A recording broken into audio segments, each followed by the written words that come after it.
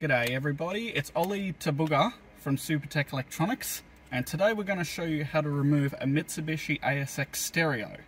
The common faults we see on these is touch panel doesn't work, none of the buttons below. This is a very common fault we can repair. Now the tools you'll need today is a plastic spudger and a Phillips head screwdriver.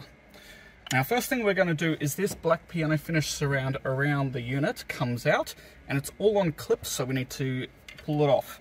So to do that, we can get the spudger in down the side here between the dash and the plastic, and we can start undoing clips, which will bring it out. You can start, once it's started, you can go around and start grabbing it, and it will come out like that.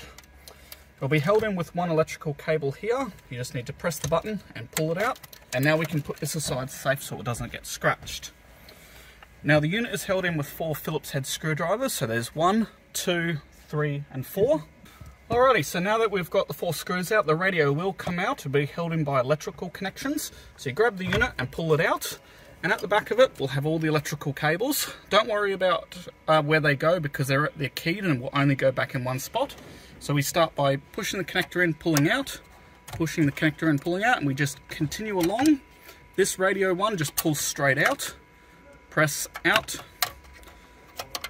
until you've got all the cables out. Now that radio is ready to send off to Supertech Electronics for repair.